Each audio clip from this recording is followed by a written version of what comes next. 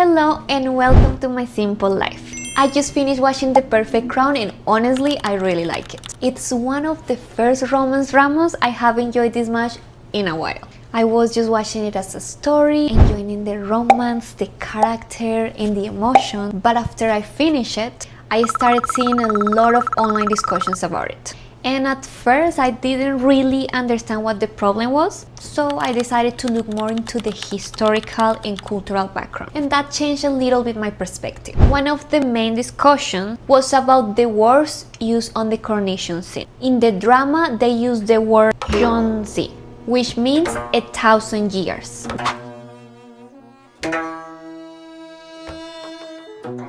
But in Korean tradition, many people are more familiar with the word mansi, which means 10,000 years.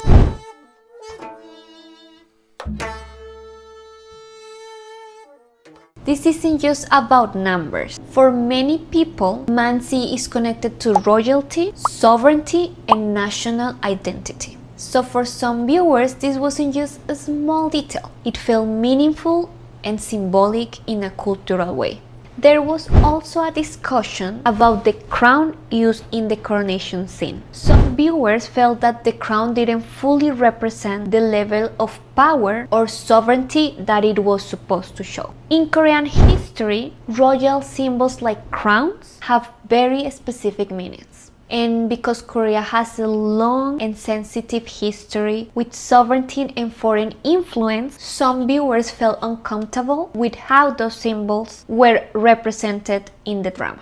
But honestly, when I first watched it, I didn't notice any of that. I just saw it as a romance drama.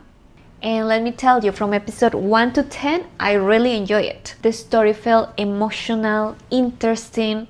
At first, I even felt uncomfortable with how characters use each other because of status and power. But as the story went on, I started really liking Ian and Sunny-Yoo relationship. In addition to their relationship, I especially like how their feelings developed over time. That was the main reason I kept watching. But episode 11 and 12 confused me a little bit, especially the scene where the crown gets destroyed. At first, without knowing the cultural meaning behind it, I felt like that scene wasn't really necessary, but I personally interpreted it in a more emotional way. Like the crown could represent Ian's emotional weight, his loneliness, pressure, and the pain he was carrying. So for me, it felt symbolic rather than historical.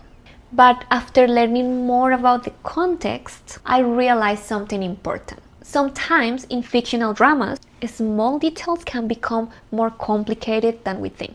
Perfect Crown is not a documentary. It's a fictional romance with inspiration from history. So the creators were probably focusing more on storytelling, emotions, and visuals, rather than being completely accurate historically. And I also learned that Korean royal history is very complex. Symbols, language and traditions change depending on different time periods. So even creators inside Korea sometimes interpret things differently, especially when they are building a fictional world inspired by history. I also think modern dramas today are made for a global audience. So sometimes cultural details get simplified, so more people around the world can understand and connect with the story emotionally. At the same time, I completely understand why many Korean viewers felt stronger about it, because cultural identity and history are very important. And it makes sense that people want to protect that meaning. So after learning both sides, I understood the criticism much more. Before I finish this video, I also wanted to say something to the cast and production team from Perfect Crown. I know there has been criticism, and I also saw that they acknowledged some of the concerns and even apologized. And I really respect that, because it's not easy to put so much work, time and emotion into a project and then receive a lot of criticism afterward. So I just want to say, from my personal perspective, I truly enjoyed this drama.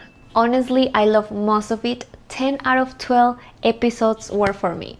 And I think the performances, the visual, and the emotional storytelling were amazing, beautiful. So I just want to send them some appreciation and kindness. Because even when there are different opinions, I can still see the effort, the artistry, and the heart behind the work. And I'm grateful I got to experience it. At the end of the day, I think stories like this remind us that creating art is not simple. And behind every drama, there are real people doing their best. Anyways, these are just my thoughts. If you watch Perfect Crown, I would really like to read your comments to know what you think, how you felt. Thank you for being here with me. I'll see you in the next video.